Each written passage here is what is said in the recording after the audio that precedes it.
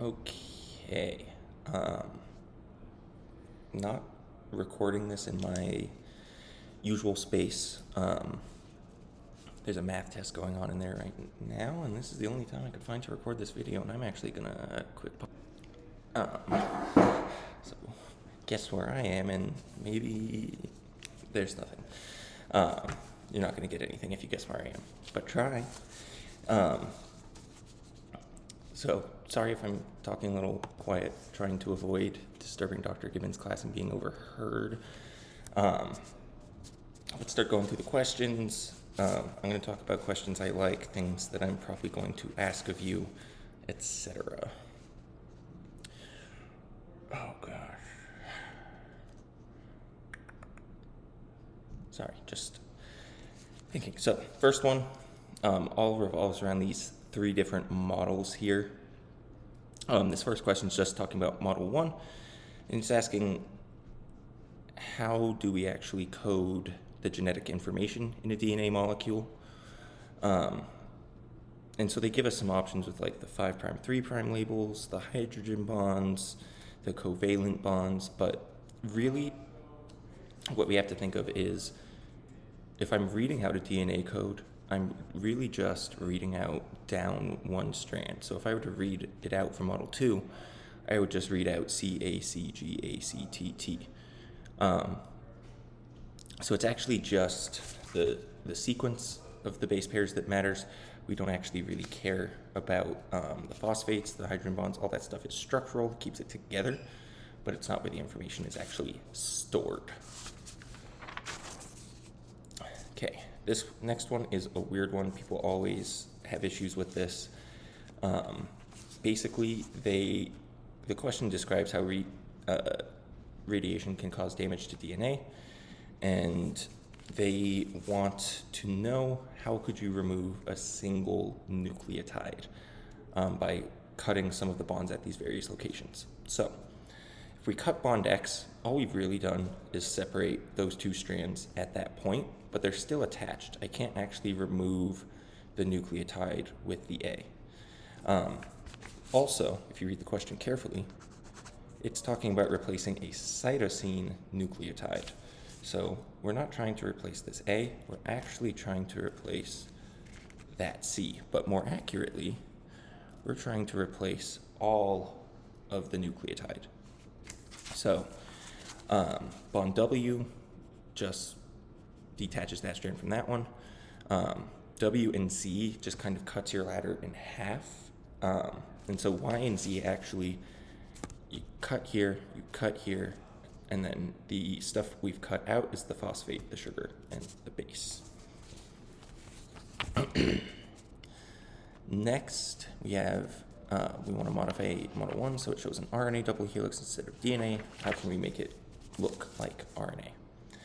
So they do tell us what nucleotides there are. So one thing we could do, but we can't because black is thymine or uracil. So basically, we can't change the base here because they've left it ambiguous as to which base it even is in there, if it's thymine or uracil. So we have to go with a different structural feature of RNA versus DNA. So the other ones are the type of sugar they have, as well as the, sorry, I just went back to question 1. This is the question I'm supposed to be looking at. So they say we can change the sequence of the base pairs. That's just going to change the actual genetic code. We could swap a T for a U if they explicitly said there was a T, but they didn't. So the best thing to do is adding OH groups so that we have ribose instead of deoxyribose. Otherwise, all the C changing the shapes to those shown in Model 2, that's just purely a visual aid. It's not how they actually look like. And then changing the backbone to a ribbon. If it had said something about making it single-stranded instead of double-stranded, that would work, but they both have the sugar phosphate backbone. And if we did have double-stranded RNA, it would look like this. Okay. Next, we've got starch cellulose. this is a topic that you 100% need to know for the exam. The purpose and differences of different carbohydrates. So the main one to know is starch. They tell us right up here what it's used for. So you don't even really need to fully remember. They tell us that starch is used by plants for energy, and cellulose provides structural support for cell walls, and that they're both made of glucose. So they kind of give us the background we need to know, but I would say that you should have that knowledge that they gave you there in your head, along with what the animal versions are. So essentially they are seeing if two different enzymes can digest these polysaccharides by seeing if glucose shows up. If they see glucose, it means they could digest it. They then give us the last bit of info that mammals don't produce enzyme B, but sheep and cattle have bacteria that do produce that enzyme. So, the question, sorry, this page cut off weirdly. Based on figure 1, which of the following best compares the atomic structures of starch and cellulose? So you know they're the exact same atoms involved. They are all just carbon, hydrogen, oxygen. They have the exact same amounts. It's how they're bonded and oriented in space. So it's not A, they don't have nitrogen. It is B, that they, in cellulose, they're rotated on every other one. And you can see that by looking at where is the CH2OH. For starch, it's always on the top. For cellulose, top, bottom, top, bottom. And that gives it its different shape, different structure, different properties. Next, they ask what describes the different functions of starch and cellulose in plants. So why do they have different functions? And I kind of just said it. They have different shapes. Shape determines function. So different shapes, different functions, which is essentially what A is saying. The difference in assembly and organization is just saying different shapes. 6, what is the process that adds a monosaccharide to a polysaccharide? There was some confusion in one of my classes that dehydration synthesis was only for joining monomers to other monomers. It's actually for joining a monomer to any length of chain. So it can be monomer to monomer, monomer to polymer, doesn't matter. It's just the reaction that attaches a monomer.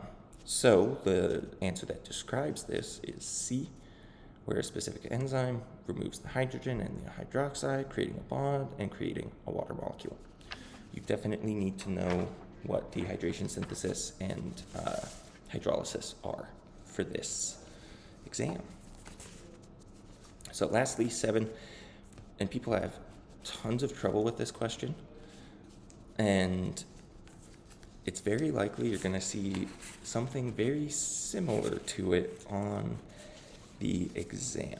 I'm probably going to reword it because I have some issues with the wording, but it is a good question. So, which of the following would most likely occur? That's a very important phrase. If cattle lost the ability to maintain a colony of microorganisms in their digestive tract. If you remember, back to the description, they say that sheep and cattle have the microorganisms that produce the enzyme that can actually break down cellulose.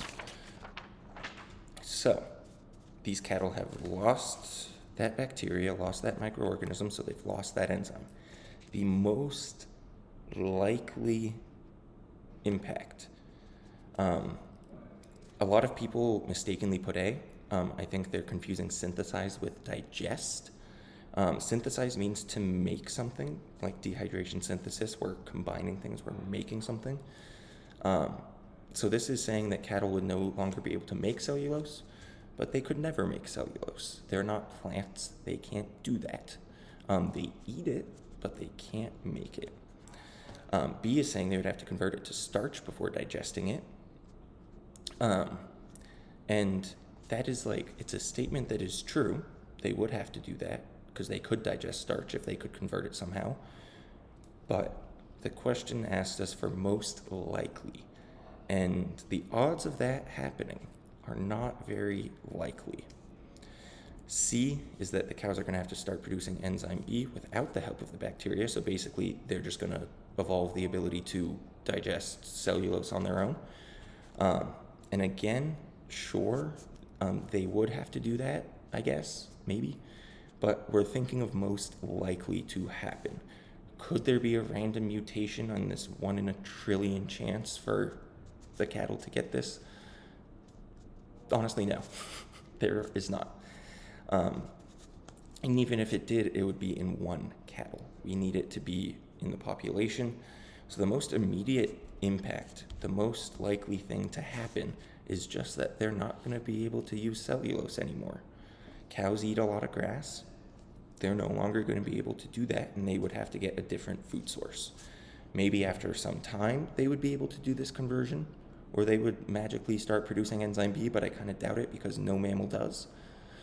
But most likely to happen is just that they're going to lose the ability. So don't overthink them. Think, what is the most immediate impact? First thing that's going to happen. Okay, next, classic fish, ice, pond. This topic will be on the exam, almost certainly. Properties of water you need to know. And this is basically just saying, how does the structure of ice help people? So the idea, ice less dense than water, so it floats, and then it gives the insulation. They even give us the nice, it's -5 up top, 0 at the ice, 4 below, 4 degrees. So it keeps the water warmer below the ice. Next, just wants us to indicate how water molecules hydrogen bond. So the main thing to remember here is that hydrogen gets a plus charge and oxygen gets a minus charge. And so positive opposites attract. And so an oxygen is going to be attracted to a hydrogen is going to be attracted to oxygen. So anything that's not that, I'm going to throw out. So this one has hydrogen, hydrogen, wrong. Oxygen, oxygen, wrong. Hydrogen, hydrogen, wrong. So that leaves us with D, showing a hydrogen bond just between the oxygen and the hydrogen there.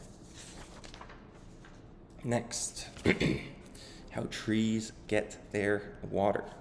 This is also very likely going to be on the exam. This idea of xylem and trees being able to pull water up through their trunks to the top of the tree by utilizing the cohesive and adhesive forces of water. And with these types of questions, don't get too caught up on you need the vocab word, because sometimes they may describe the definition kind of. So like this one, obviously the answer is A, and it just says hydrogen bonding between water molecules pulls more water up from below. That is basically describing cohesion, but they don't say cohesion. And they may try and put the word cohesion or adhesion in future answers to try and trick you. So like B is the trap answer. It's almost right. Adhesion is helping water get up the tree. But the issue with this answer is this: signals are sent to the roots to pump water. We're not sending signals, we're not pumping anything. It's a free process. We're not actually consuming any energy to do this. And all the xylem in here are dead, so they can't really communicate. C is saying that we're decreasing hydrogen bonding. No, it's going to increase. And then D is implying that it provides energy, but again, it is a free process. It is just water molecules pulling them up like a chain or a siphon, if you've ever seen a siphon. Okay, 11. This is actually a new question, which means, will it show up? Shows us a cell membrane and shows us a bunch of stuff in it. And they basically ask us what elements are in the macromolecules. Like, make a statement about the elements in the macromolecules that are shown that are true. So if we look at the types of macromolecules we have in here, we have lipids, phospholipids specifically. So that's going to be CHOP. We have a sugar, so that's going to be CHO. And we also have some protein, which is going to be CHO and N and maybe S. Not guaranteed S, but maybe S. So let's see what we can do. A is saying that yes, it is the right answer. All the molecules contain carbon and oxygen. And if I check, protein, carbon, oxygen, lipid, carbon, oxygen, sugar, carbon, oxygen, yep. Only some contain nitrogen, true. That is, only the protein will have nitrogen. So that is the true statement. B is incorrect. They all have oxygen. They do also all have hydrogen. C is incorrect because they all have hydrogen. And D is incorrect because they do not all have nitrogen. Interesting question. I might do something like it. Maybe not the exact same thing. 12, we have phosphorus. They tell us phosphorus is important for plant growth, and they grow 2 plants, one with phosphorus, one without. They want to say, what's the reason? So basically we have to say, what do we need phosphorus for in our cells? And you should know that the macromolecules you need phosphorus for are nucleic acids and lipids. And so I'm going to look for the answer that is nucleic acids and lipids, which is C, which is the correct answer. To grow, you need to make more cells. To make more cells, you need more cell walls, you need more cell membrane, and you need more DNA, because you have to copy your DNA every time you make a new cell. Okay, next, 13 is just showing the formation of a peptide bond, and they are saying an amino acid has to have which of the following properties in order to be incorporated. Ability to be stable in the presence of water molecules. They can be hydrophobic amino acids. This one's a little weird. You can dissolve proteins in water. We're mostly water. I mean, yes, it is true, but it is like they all are, so it doesn't matter. B is saying an R group that is compatible with an R group of the last amino acid. No such thing. I can have a polar amino acid next to a non-polar one. Doesn't matter. It's just going to change the shape later. C is saying that the central carbon that reacts, and if we look, the peptide bond is not formed between the central carbon, it's formed between the carboxyl and the amino. It's this joining right there, essentially. So it's just, can they form a covalent bond with the NH2 and the carboxyl group?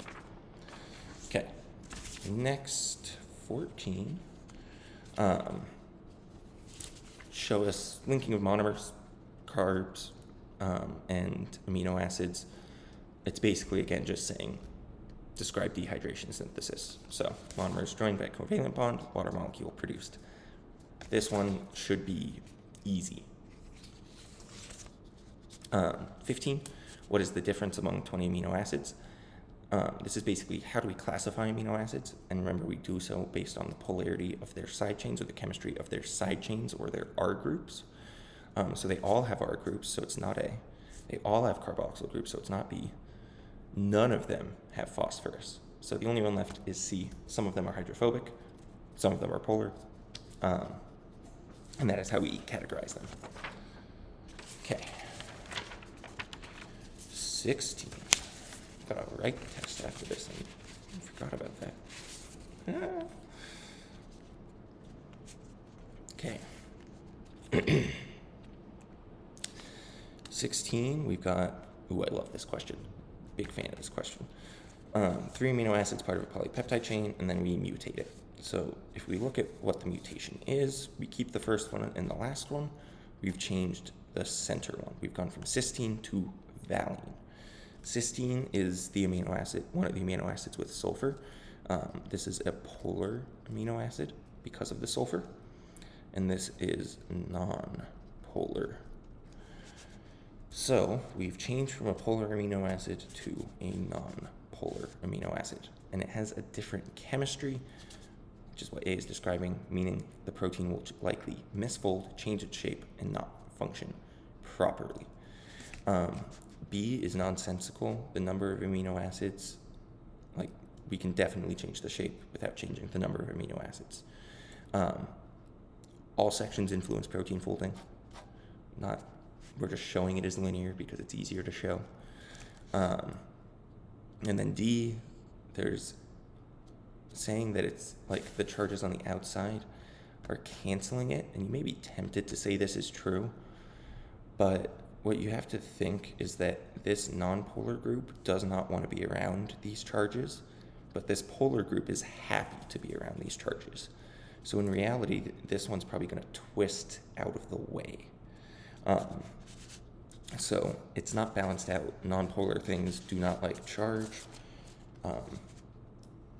They don't want to be around it. Okay, next we've got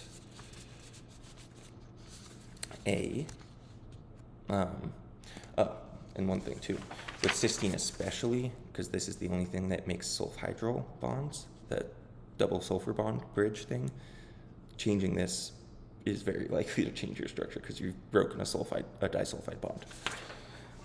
Okay, 17. We have a double-stranded nucleic acid, and they basically just want us to characterize it. So, first thing we can see, if you are smart about your sugars, you can tell that this is deoxyribose and not ribose, so it should be DNA.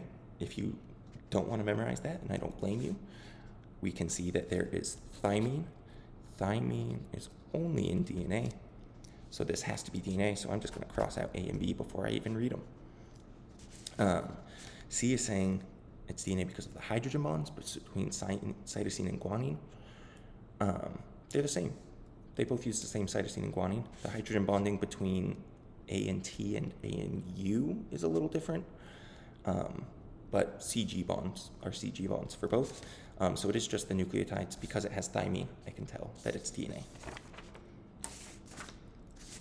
Okay, 18, we're almost there. This video is not too long. Describe the structural similarity between the two that is relevant to their function. And they even tell us that molecule 1 is RNA, molecule 2 is DNA. So if we think about the similarities between the two, they both have phosphates, they both have sugars. They're different sugars, but they still have a sugar-phosphate backbone. They share A, C, and G nucleotides. And let's see if that gets us enough. So A is saying that they're composed of the same four. That's not true. One has T, one has U. This one says they have the same sugar. That's not true. We know they have a different sugar. D is saying they contain nitrogenous bases and phosphate groups. And if you stopped there, that would be a correct statement, and it could be a correct answer. But they go on to say, meaning it's used as a monomer in the synthesis of proteins and lipids, which, no. Monomer of proteins is amino acids. Lipids don't have a monomer. So can't be D, leaves us with C.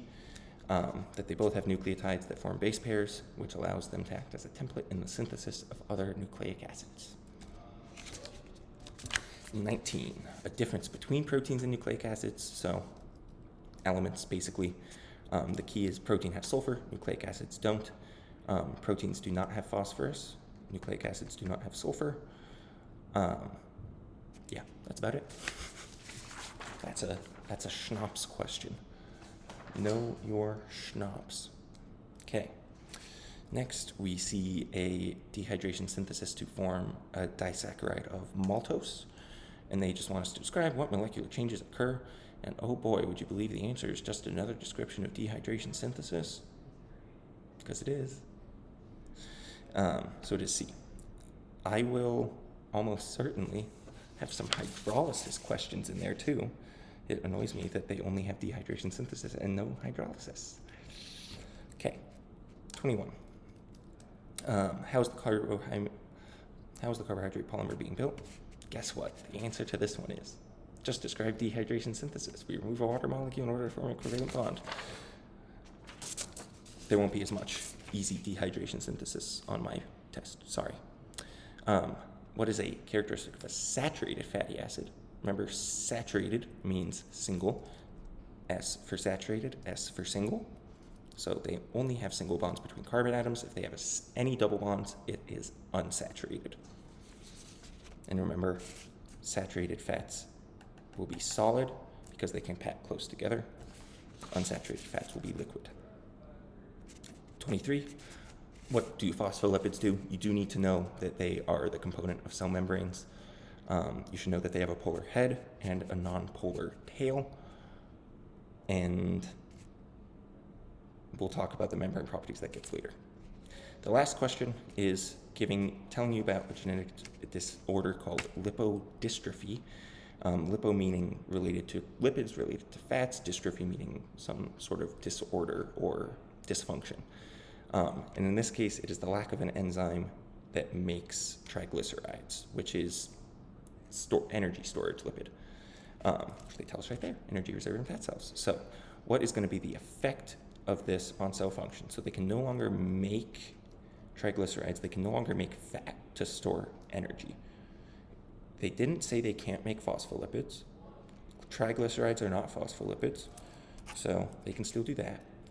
Cholesterol is a lipid. I'm going to talk more about cholesterol in the next unit. For now, it's a lipid, but it is not a triglyceride. It's a steroid, actually. So C is that, yes, there will be a decrease in fat storage. Triglycerides are fat storage, so if you can't make the fat storage, you're going to have a decrease in the amount of fat you can store. D is close. This is the trap answer, that there will be a decrease in fatty acid synthesis. Triglycerides have fatty acids as a component, but this enzyme is specifically for synthesizing triglycerides, which is assembling fatty acids. So they can still make the fatty acids, they just can't gather them in. So a little tricky, but C is the best answer. All we know is that this enzyme is required to make fat, so they should have less fat. Maybe fatty acid synthesis will get done, we don't know. We can't actually make that claim. So that is that review. Really, the only other thing I want to mention, your FRQ, if you've made it to the end, I can give you some hints as to what that is about. Sorry, I'm going into my Google Drive here. 2425, unit 1. And yes, so one of your FRQs will involve amino acids and substitutions and mutations. The other one I'm actually not decided on yet, probably relating to properties of water. So one, amino acids and substitutions like the polarity of their side chains, that kind of thing. The other, properties of water. Let me know if you have any questions. If you know where I am in the school, let me know. I'm curious. I look tired. Bye. Have a good weekend. Happy studying. I miss my classes.